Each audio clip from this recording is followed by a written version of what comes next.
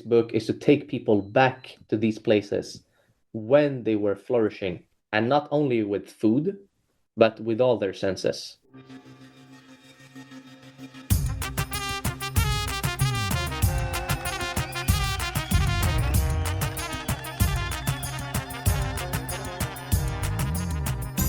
Shalom Aleichem, and welcome to episode 211 of the Assyrian podcast.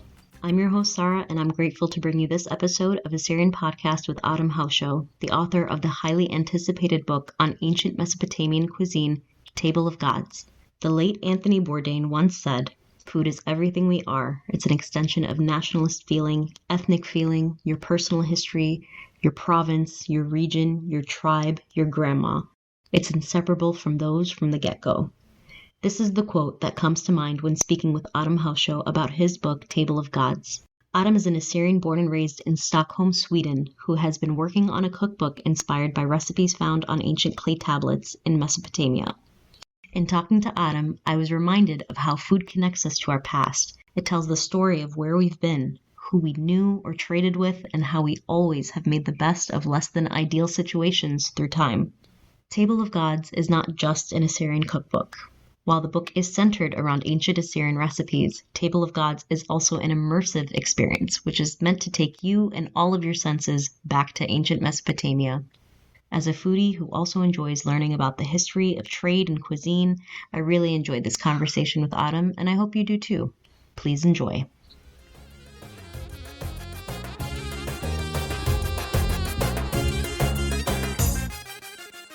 Thank you so much for joining me today and taking time out of your schedule to, tell me a little bit about your project. Can you tell me a little bit about yourself first and, where you're from, where you grew up, and a bit about your family?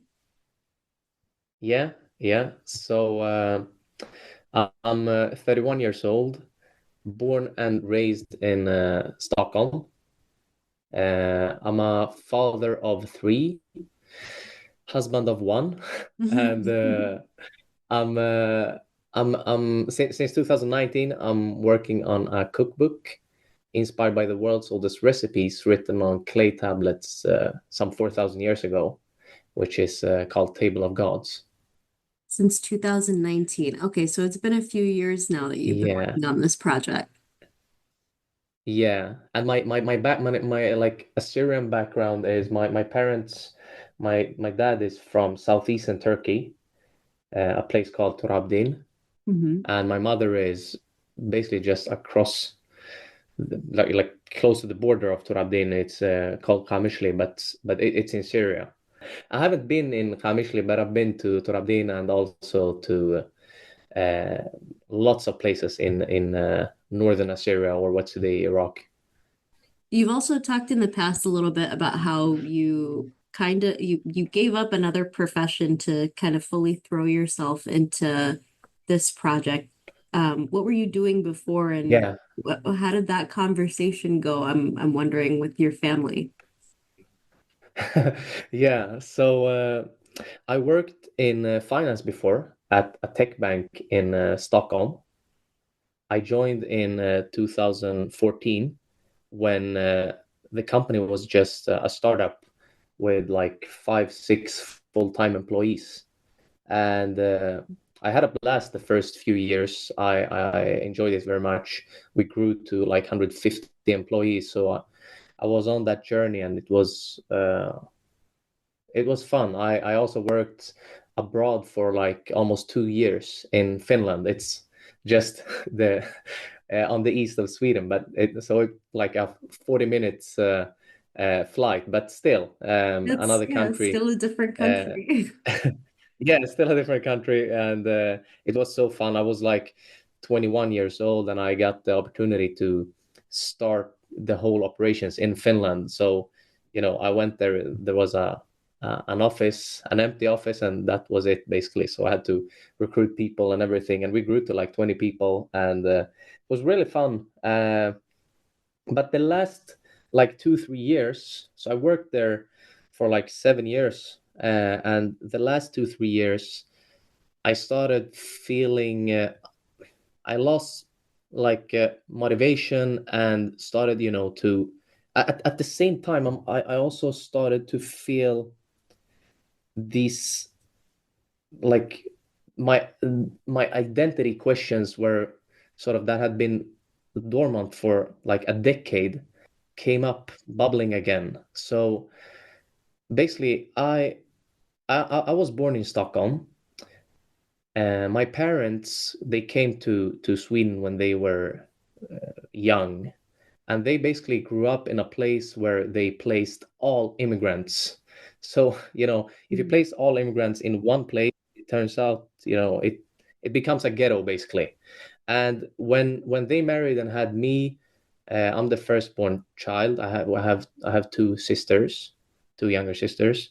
But when they had me, they wanted to, give me a better future. So they moved to another suburb in Stockholm where most people were actually like Swedish people, and the schools were most most of the students were Swedish as well, and because they wanted to give me, a better future. But that had some, it kind of backfired as well, because I felt like an outsider all the time.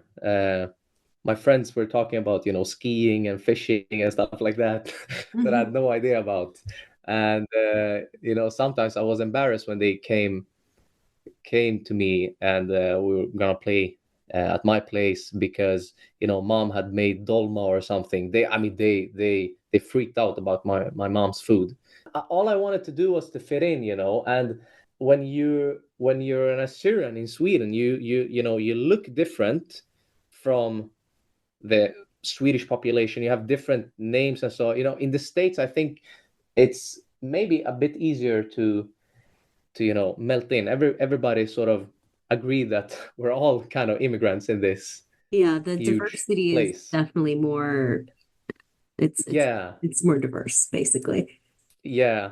So all I wanted to do was to fit in, and I I had I had so I was born with like kind of two cultures, but not feeling that I belonged to either, really. Not the Assyrian culture, not Swedish culture, and somehow I lost the Assyrian part of my identity when I became a teenager, I think, at some point. But that came back, and it came back. So I don't know why or how, or it just came back when I was in my mid 20s, and that's when I also simultaneously, either as a result of it or not, I can't remember, or I can't remember in what chronological order everything happened, but I felt I wanted to do something meaningful, and I figured something meaningful for me would be to do something that has something with my background, something with my identity,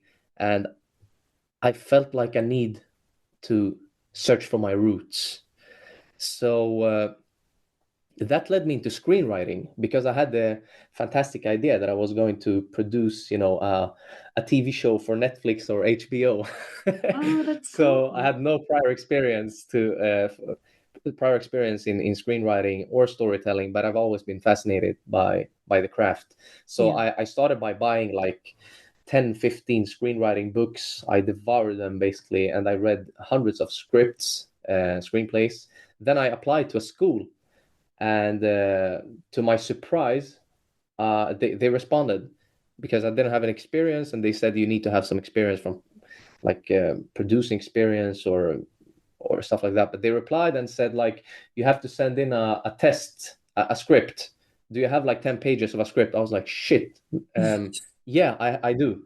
So I go home, I write 10 pages of like a story I just made up, set in 1915, which is, the year of the Assyrian genocide. And I write it, send it, and I get into the school. And this is like, so it worked it was like distance, so I didn't have to be in the school because I was still working at the bank.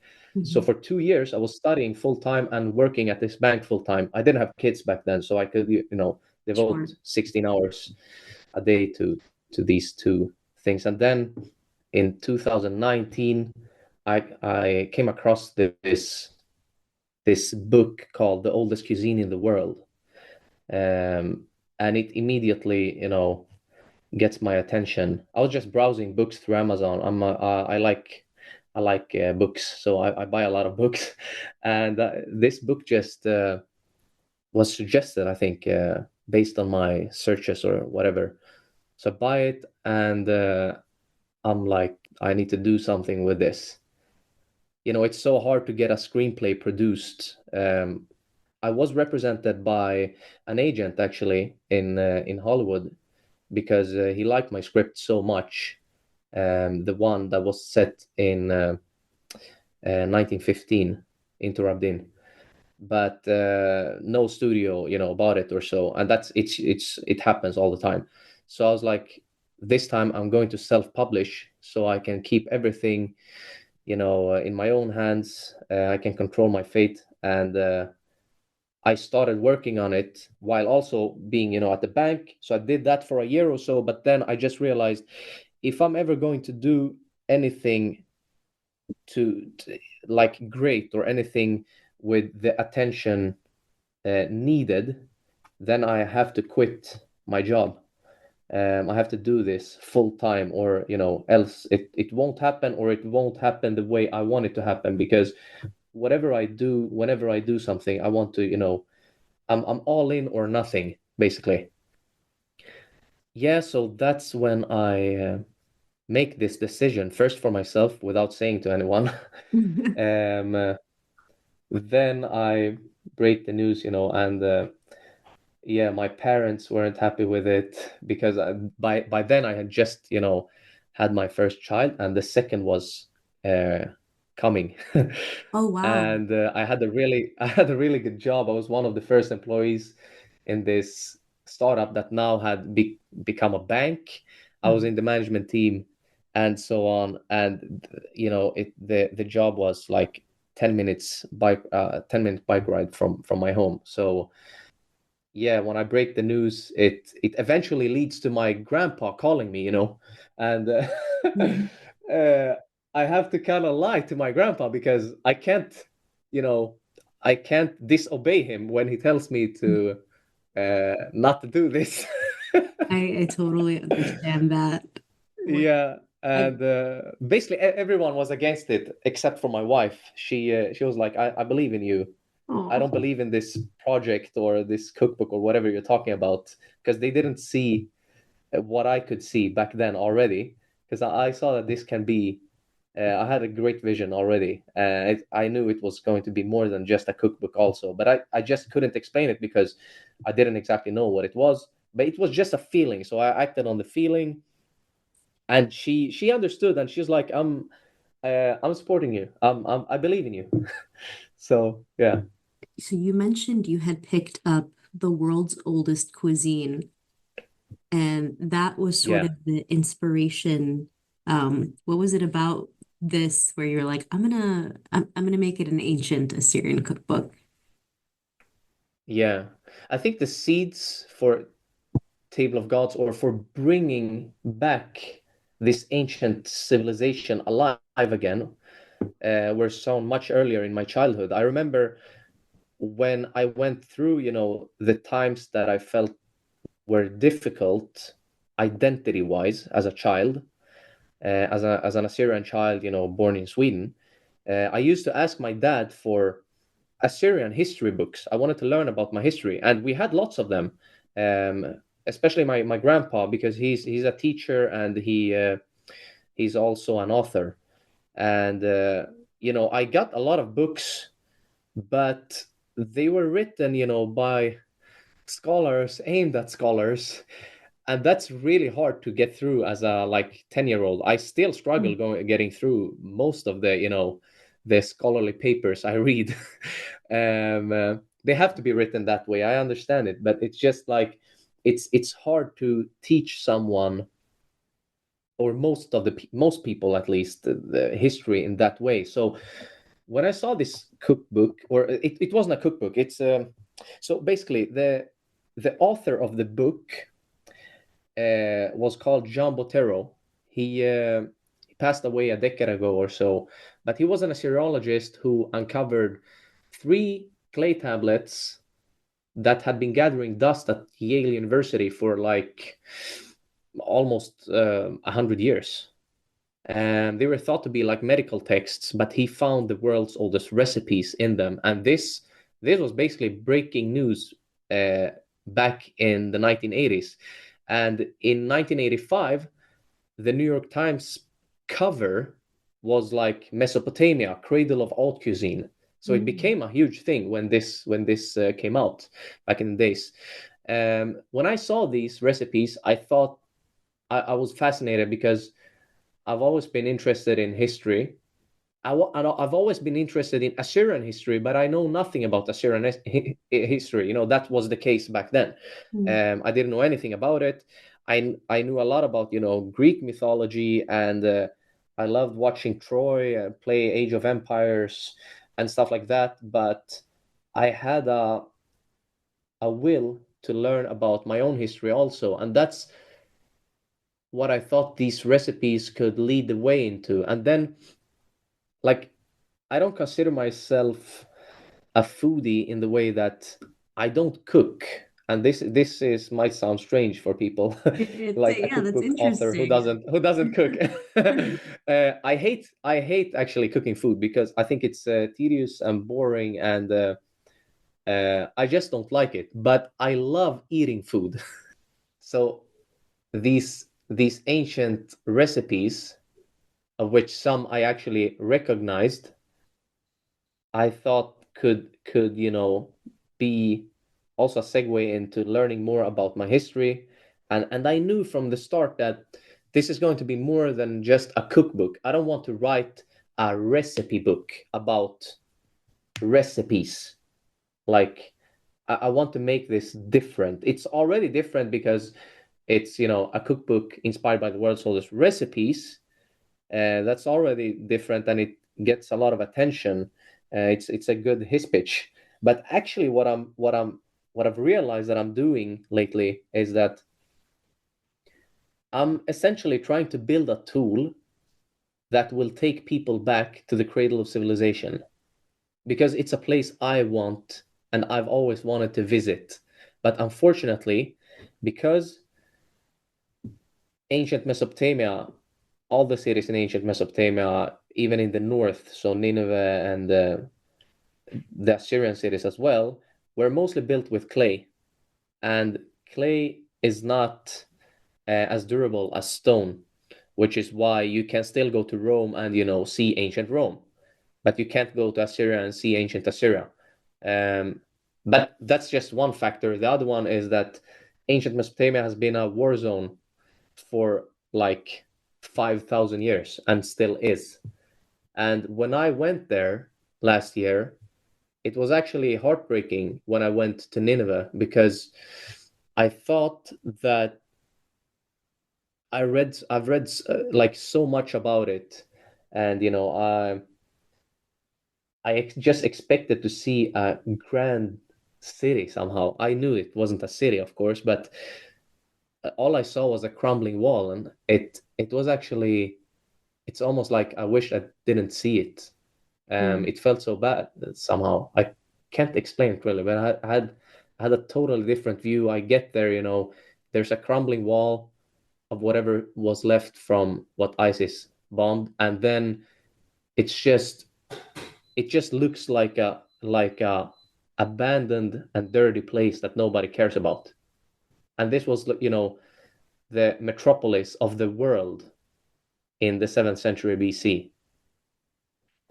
What I want to do with this book is to take people back to these places when they were flourishing, and not only with food, but with all their senses. So not only taste, but I want to explain to them what the sights look like, and uh, look like in presence. So I'm basically I've written it in present tense, and in second person to make it more vivid.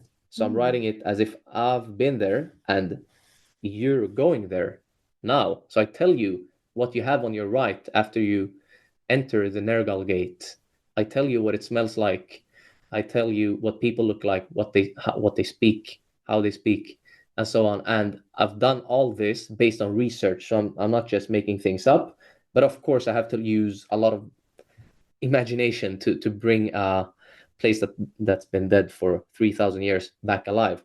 But that's why I've had scholars also read my manuscript to, just point out if I'm totally wrong, or, if I've written things that seems impossible. Of course, food is also a big part of it.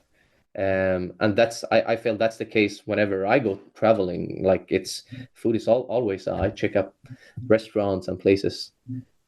So there are 11 chapters in the book. Uh, the first chapter starts in Eridu at like 3,500 BC.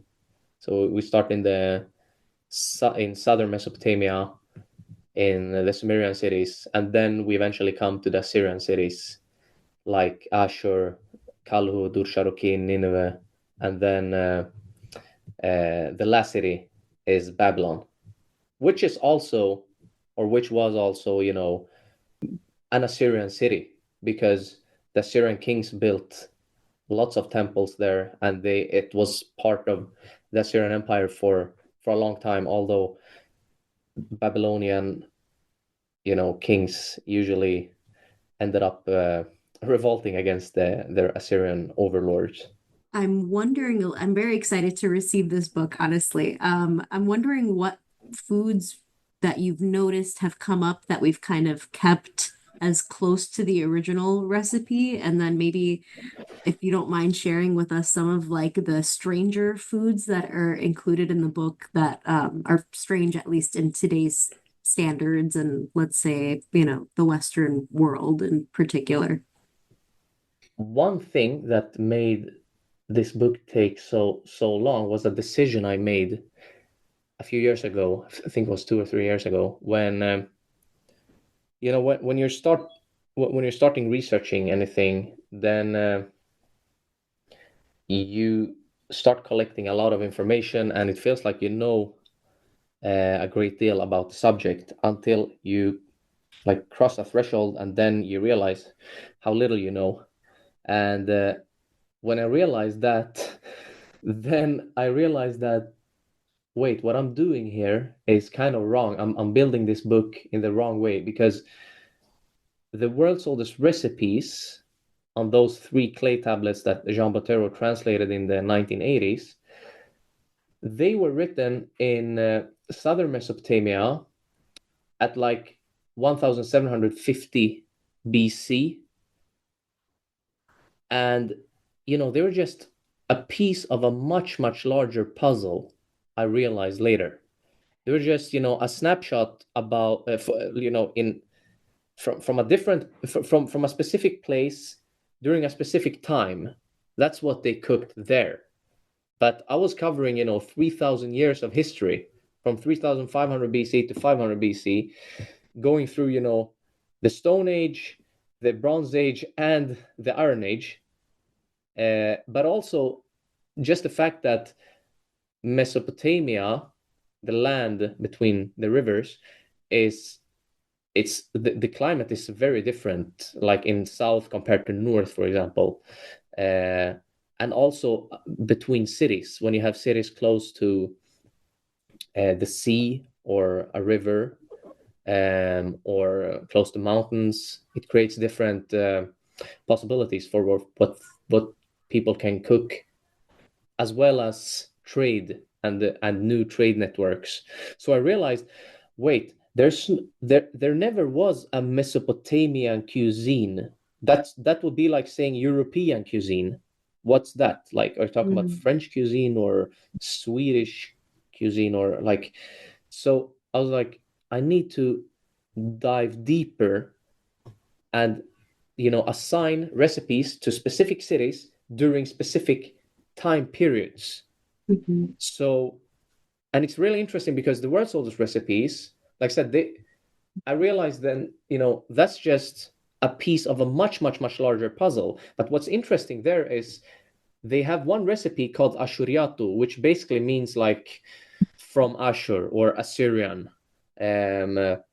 So when they wrote it as, okay, this is because all recipes were like lamb broth, gazelle, whatever, and they had like titles describing what the dish was, except for two recipes, and they were called like ashuriatu and something with Elamite, because these were like they were not local. That's why they were written like that. So Ashur at that place or at that time for someone in southern Babylonia would be, a foreign place. It was an Assyrian place where they spoke Assyrian, a very different dialect than what they did in southern Mesopotamia, for example. So that's how the book is now structured. And what's interesting also when you dive deeper like this is that you start seeing patterns, and you start seeing, like you asked about dishes that we can see a connection to or so. And there are lots of them. For example, just the tanuro bread. It's like tinuro is an ancient Assyrian word, and Like it's the oven that they build into the ground, correct? exactly. It's like a cylindrical oven built into the ground, or it can be built above the ground as well, where you bake the bread on the inner walls of this oven.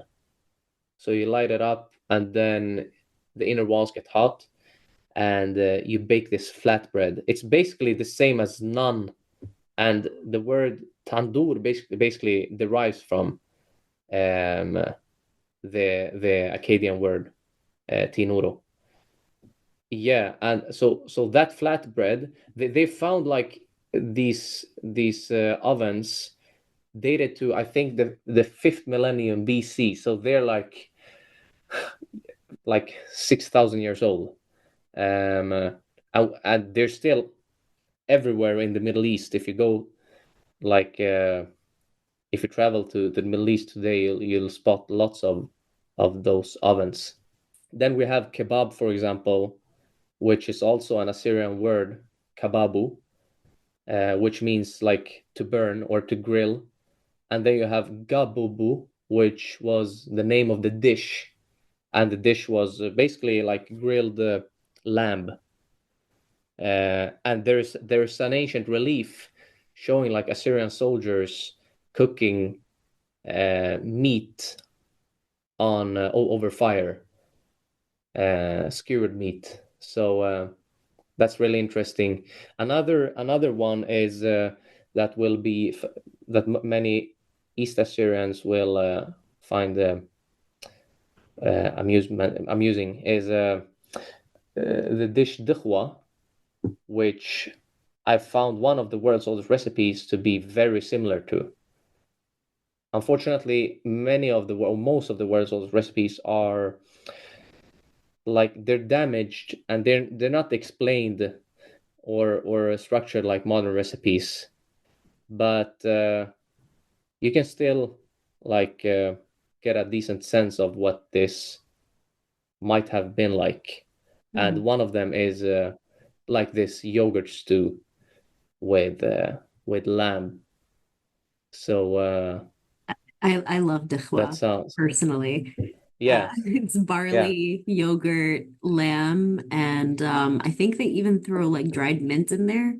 Do they throw? Is it mint or is it something? Uh, so I found that there's no right way to do dikhwa basically, because everyone does it Yeah, their way. with what they have, I'm sure. Yeah, and how thick it's gonna be. Some put thyme in, some put, you know, yeah. I've seen so many different variation.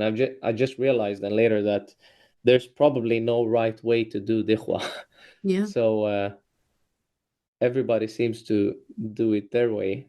But I think at least offering the basic ingredients in the cookbook for people to make their own version of it. We've done our version, which is also inspired not just by the modern recipe but also by the ancient one.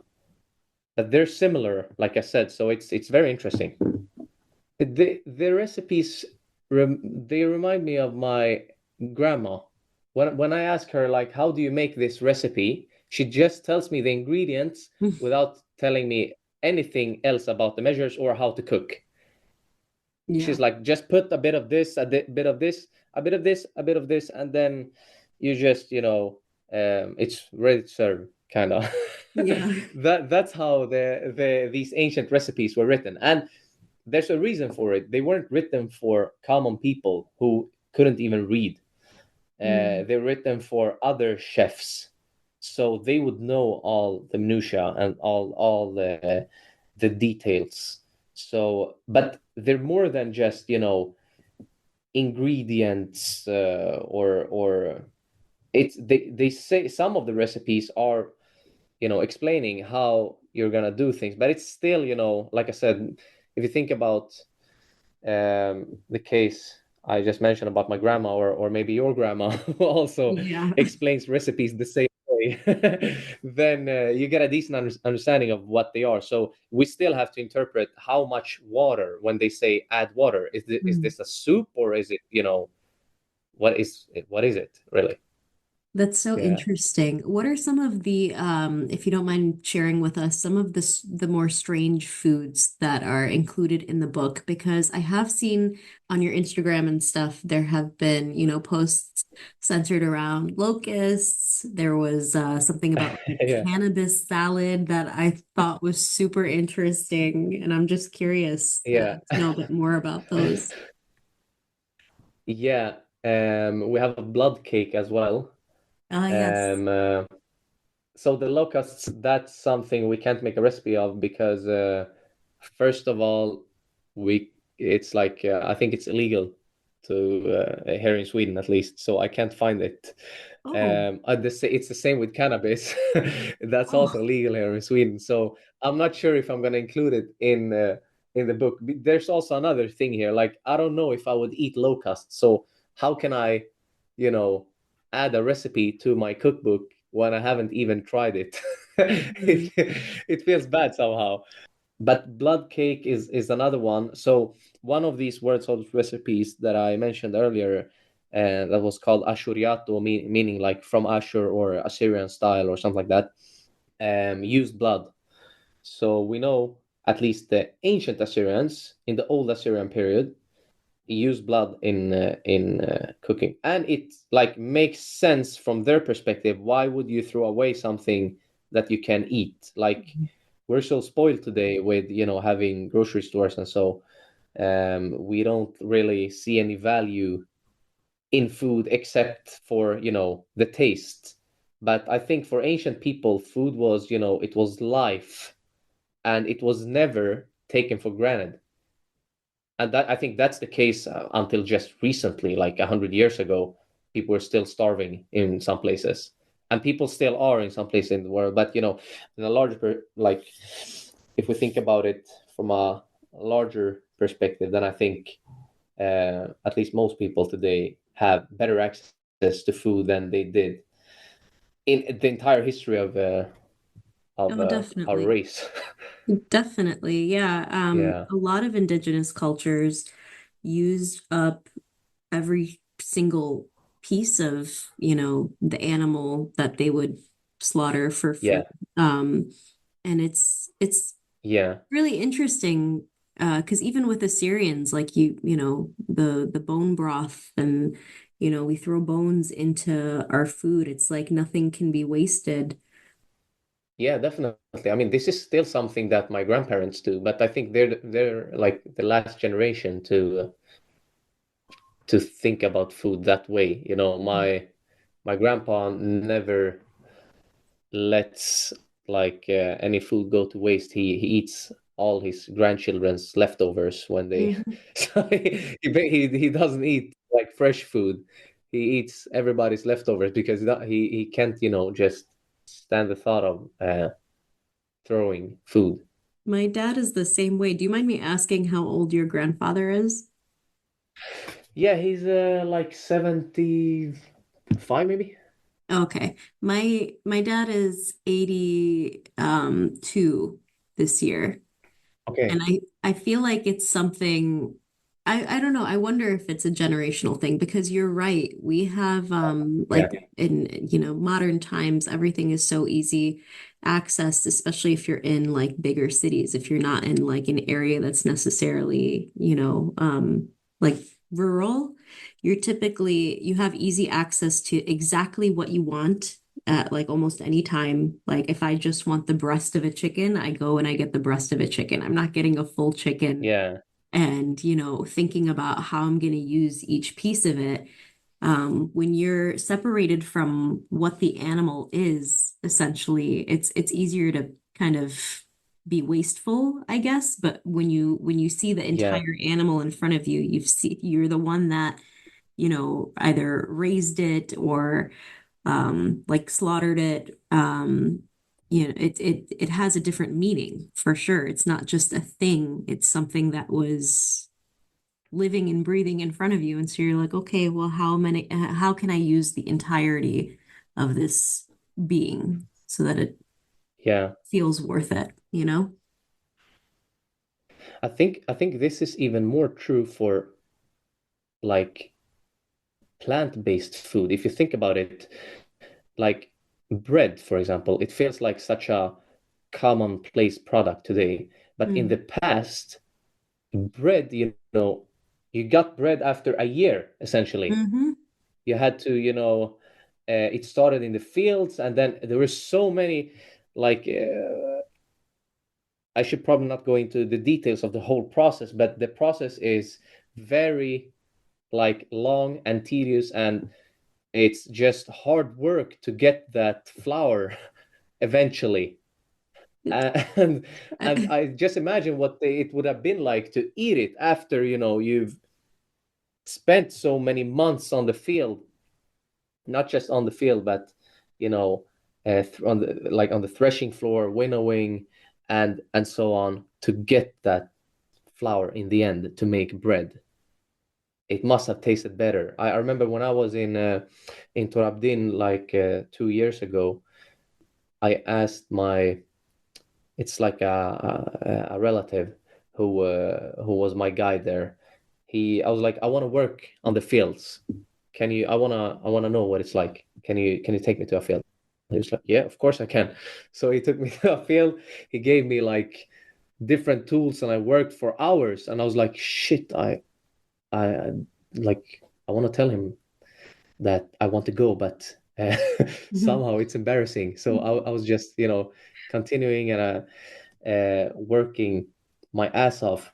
And then later that evening, we ate food, and it tasted so good. And one piece of food of what we ate was like a barley bread. Barley bread is really dense. I think few people have tried it, Mm. but it's like dense. It wouldn't sell well in any grocery store. Sure, yeah. Um, but it just tasted so good because I worked so hard. I didn't even work for that specific barley bread, but it felt like I worked for food because I was working on the vines and on the fields where they were cultivating like garlic and stuff. So it was connected to food anyway. And then, but I think I got at least a small taste of what it would be like to eat, the food that you're actually working for, in Mm. terms of like directly working for the food and not working for money that you can buy lots of other things with as well. The actual fruits of your labor, as they would say. Yeah, exactly. No, I think our generation got the like it feels like we're reaping the fruits, the rewards from like 10,000 years of a lot of suffering, actually, when you read about the agricultural revolution and like the time that time 10,000 years ago and until just recently, food was never a sure thing, but now it is, for at least for in many parts of the world. I'm also curious to know, do you know how Assyrians came up with salt? in our area by any chance? Just because I've been reading a world history of salt, and I was curious Yeah, if we have any information on that that you may have found. I'm not an expert on salt, but salt was a very important ingredient in ancient times because of preservation. In one city, Nippur, for example, people are actually paid. They got their salary in in different like they got different types of food and salt. So and especially in that hot climate, salt is also very nutritious. And there were actually roles like so. What's good with the Assyrian period, the Neo-Assyrian period, so in the Iron Age, so like from let's say around 1000 BC until 600 BC, is that we have a lot of lists of positions in relation to food. So one of them, for example, was I think it was called Shah Midlishu or something like that, which that was the person in charge of preservation of different kinds of meat or fish or so in salt. And then there were also positions for salt gatherers. So some people were employed salt gatherers. So they gathered salt from like briny lakes or marshes or I don't exactly know the details about how, but yeah, so salt was very important and it's present in many of the world's recipes, and it was also the main ingredient along with fish to make a fish sauce called siku, which was very very popular in ancient Mesopotamia already back in like 2000 BC, when we have the first sources of this kind of fish sauce, which was also then later used by Greeks and Romans. But they called it garos, and then later garum.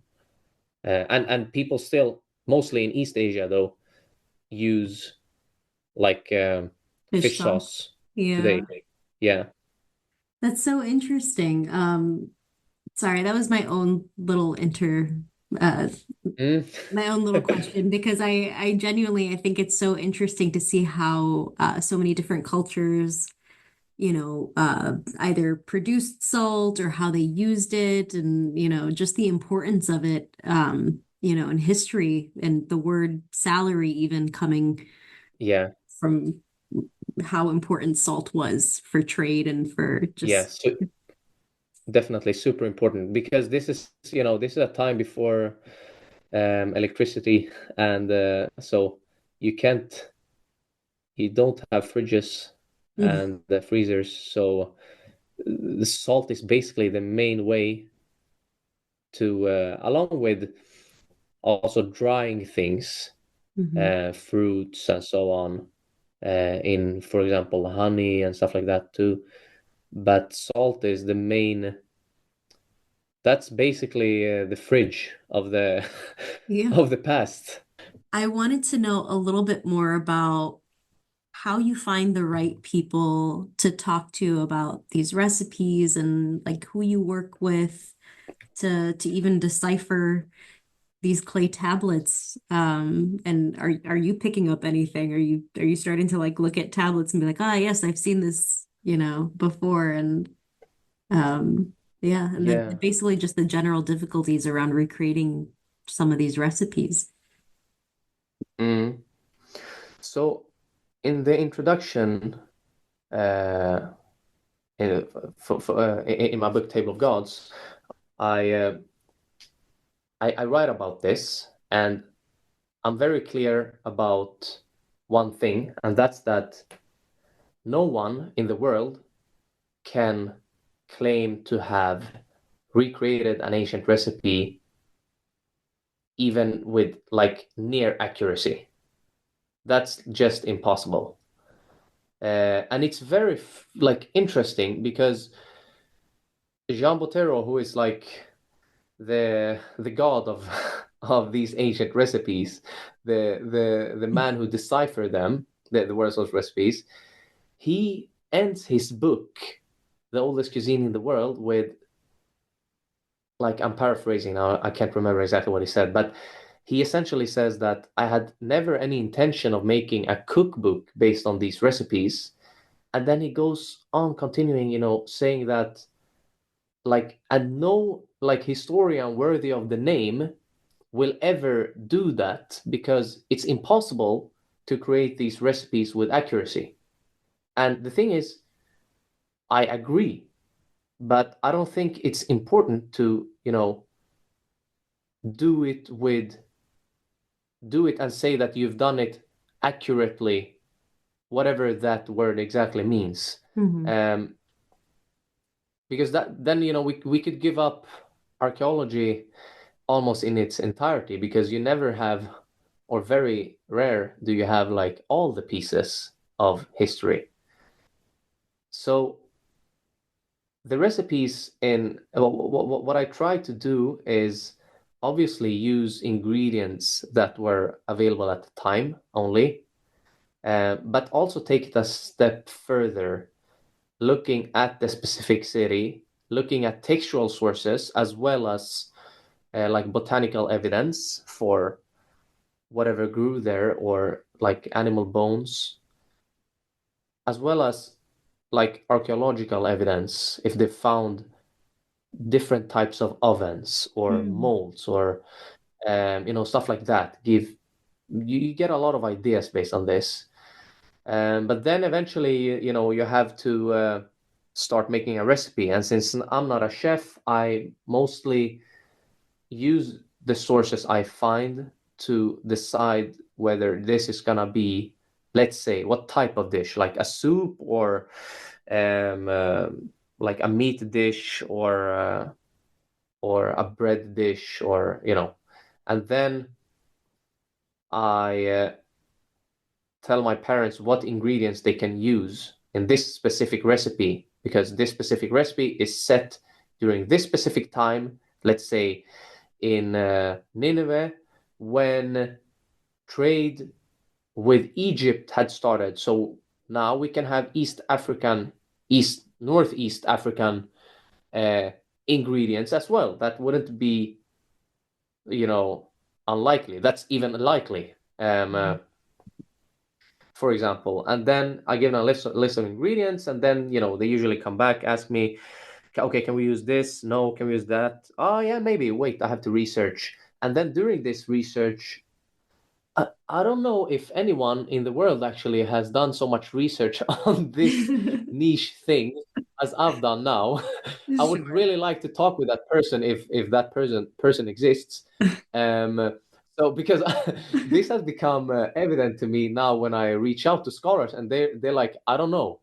Yeah. But then I send them this source. They're like, I've never seen this source. So I've Wow. built like an entire like Wikipedia with just foods and specific, so I can just search for something ovens, and then I get all I've collected about ovens for the last few years, or wheat, barley, and so on. So I've structured it in a way that I can search through, but it's essentially like a mini Wikipedia that I've divided in like food, and then other types of like history connected to gods, kings.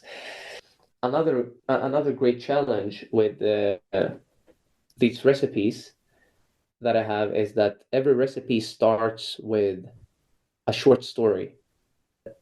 Sometimes these short stories are, myths.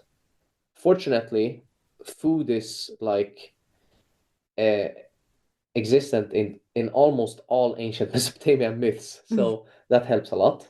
Mhm. Sometimes it's a story about a king or a queen or something that I connect to a recipe. So in some cases, I've had so good ideas about recipes, but I can't connect them to a good story, so I can't have it in the book. And then sometimes later, maybe I find the story, and then I can piece them together. But sometimes I've had to but it's also been the other way around, that I have a great story. I really want to tell a story about this king, but I can't connect it to food. So it's like I can't tell this story. until I find something. So yeah, those few recipes have driven me crazy. But I'm very satisfied with the manuscript right now. I think people, Assyrians and non-Assyrians who read it will feel proud about they will feel a feeling of pride, I think. Also, I hope it can educate them in their own history. And when I say own, I think ancient Mesopotamian history is essentially everyone's history because there's a reason it's called cradle of civilization. So I think everyone should, you know, everyone is an inheritor somehow Hmm. of the cradle of civilization. But of course, it's special for Assyrians and especially my generation. I think that we feel somehow that this like our identity, our Assyrian identity. I think in a broader perspective, I think this is true that it's just with our earlier generation eventually not existing anymore. Are we the generation that will continue a culture that has been uh, going on for thousands of years, or is this when things will start to end because that's how the winds are blowing? I don't know. But I at least want to to bring people back to a place they can be proud of and experience in a way I think they haven't before. Yeah. I wonder the same thing. I think a lot of us wonder that, because it's hard to maintain um, a cohesive culture when so many of us are living in diaspora. Um, Yeah, like even today, I would imagine there are differences between Swedish Assyrians and Assyrians like me from Chicago, who, even though you and I have very similar, uh, like our parents seem to come from the same places, or yeah, most of our parents do. yeah, exactly. But we're all going to be a little bit different. And it's interesting to see how Definitely. cultures change over time, and especially with us because of, being in diaspora. Um, Yeah, but this is really a beautiful way to just bring people together, not just Assyrians, like you said, like many people who are interested in history are going to be interested in this book, and foodies, even like myself. definitely. Yeah, Um, definitely. I've been surprised by the all the emails and messages I get from non-Assyrians who mm, are so excited about this book. It makes me so glad. Um, and just going back to what we talked about, the Assyrian identity and the culture, maybe, eventually dying. I think the only way to preserve culture is somehow to continue to create it, like to in stay different ways. relevant. Yeah, I think like change doesn't have to be bad, and that things are changing. Like it can be, it doesn't have to be bad. Um, one of my favorite chefs, I've never eaten his food actually, but he's one of my favorite chefs because I watched a Netflix show. I think it's called Chefs or something like that. Mm, Um, he says it's Magnus Nilsson, so he's a Swedish chef. He had a restaurant called Faviken, which he eventually closed because he not because it went I think people waited for years to get to eat in his restaurant. It was like in northern Sweden, and anyway, what he said was really interesting, and he said something like the only way to keep like food traditions alive is to let them adapt. Mm. And it made me think about what I'm doing. And he said, like, if you keep them, if you try to, keep them as they've been, or I think even he said, like, if you keep them in museums or something like that, to make his point, he said, like, they will eventually die out. And I think this is relevant not just in food, but in everything. Like, the way to keep traditions, not just food traditions, like Magnus Nilsson was talking about, but just traditions alive, is to let them adapt. And I think also another way is to, continue create it, but it goes hand in hand. Continue to create it, and to let culture and food adapt. So that's something I found really interesting. Can I ask you what has been the most enjoyable experience to come out of this project so far? That's a hard question. My answer is gonna sound weird because I think my best experiences has come from my worst experiences.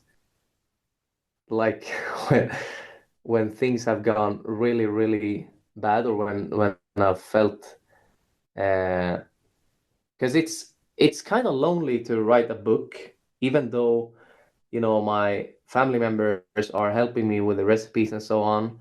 I'm essentially alone in front of the screen, and it's really hard. It feels like it never gets easy, even if I've been typing on the keyboard for years now. It's still always like at least for me, maybe not for other authors, but for me it's a struggle. um, and I think my most enjoyable moments have come from those like struggles, like the manuscript, which has been a beast. And when I sent it to my editor in early August, after having worked on it for like over 5 years, it yeah, that felt bad. That felt good. The experience of writing it felt really bad at many points, at many lows. But then when I eventually sent it, I think that's one of the best experiences so far. Getting closer to the finish line?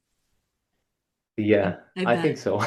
But Yeah. people ask me so when's the book out, and apparently I've been saying like soon for like 5 years to friends or so. So yeah, when they ask me, I'm just laughing now, or they've stopped asking me. But I know that it's really close now. But that's what I've said for a long time also. But the manuscript is done. All the recipes are done, and they've been tested by like 200 people who've been testing the recipes like 400 times or so. I can't remember the exact number, but every recipe has been tested for like 5 times Oh my on gosh. average by different people. Yeah, so I knew that no matter how much time we had spent, cooking and recooking, there's one recipe in the book. My mom made it over 20 times. We counted, and it ended up with her. She flipped out in the end, Oh, and she's like, uh, and I also like so we had a fight actually, uh, and I was like, you're fired. She's like, thank you, and then I go like, shit, what have I done? Who's gonna do the recipes?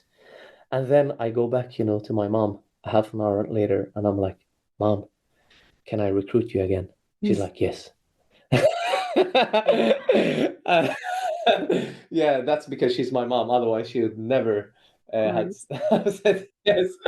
But yeah, even though we've gone through so much making these recipes and perfecting them, I knew that the way we've written them, or the way we explain it, or even some things we do may be wrong.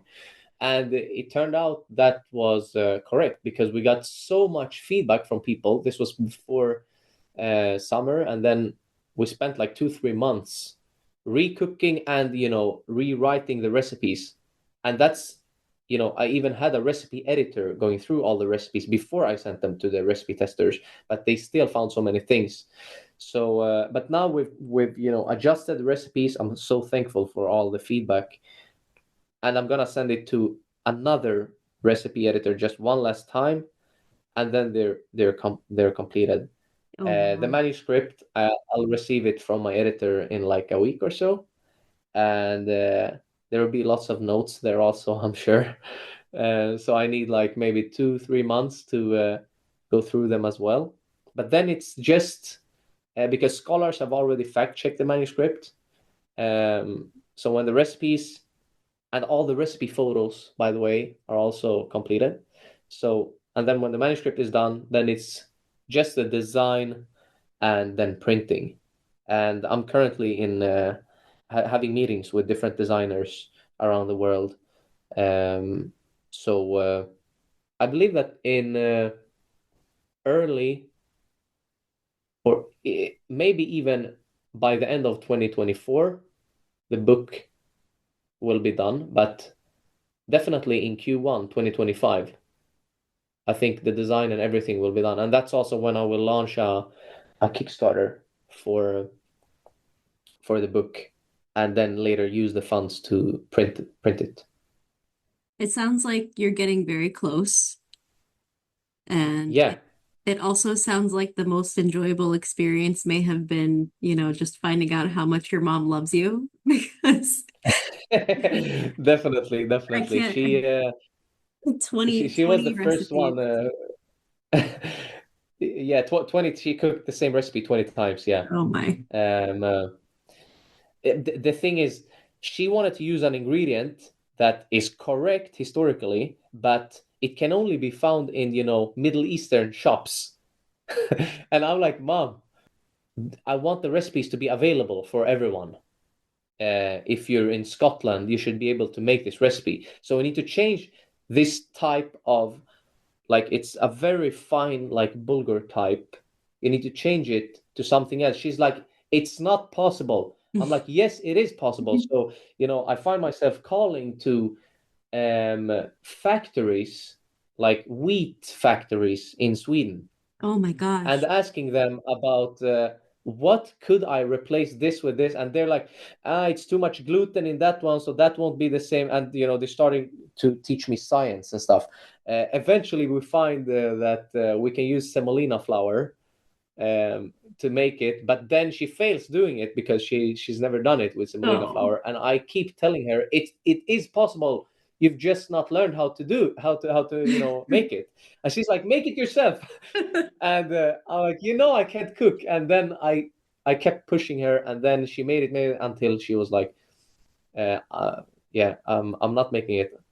And I fired her and then rehired her like half an hour later, and she That's so funny. yeah, there's it's definitely unconditional love. It's I think only my mom would stand out with that, Yeah, no one for else. sure. For sure. Only Yeah, only a mother would go through that. definitely. Is there a message that you may want to give Assyrians who are listening to this podcast, or just anyone in general listening to this podcast episode? There is a message. Simo Parpola, who is known to many Assyrians, I think. He's like a legend in Assyriology. So Assyriologists refer to him as a legend, and he was among, he's contributed so much to to the field of Assyriology. He's been translating many important works, such as, for example, the Epic of Gilgamesh, and lots of other things. And he's a specialist in the Neo-Assyrian Empire, especially. And Professor Simon, he read my manuscript, and he wrote back to me in that email. he said something that I want to share. He says that it seems to me that in praising the deeds of the Sargonide kings, you have exceeded even the Assyrian scribes, and I hope it will encourage modern Assyrians to take pride in the achievements of their ancestors.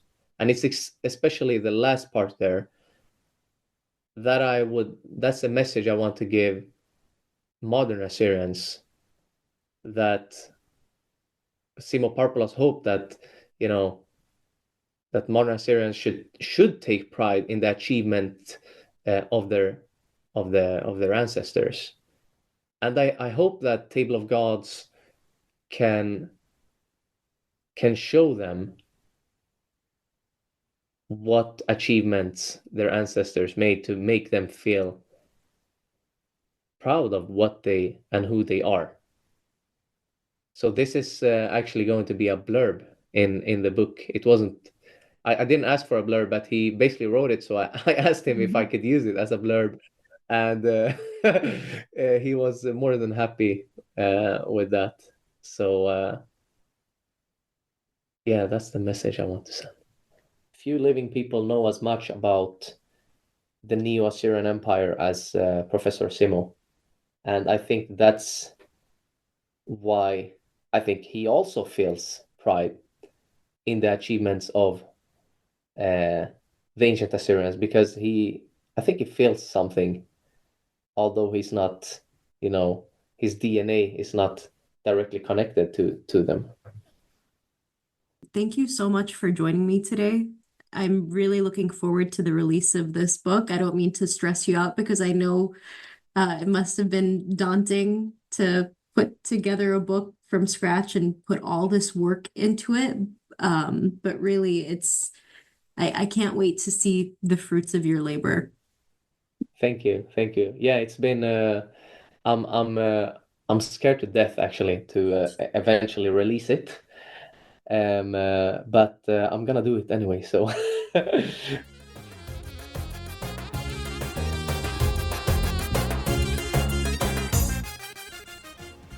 Thanks for listening to this episode of the Assyrian Podcast.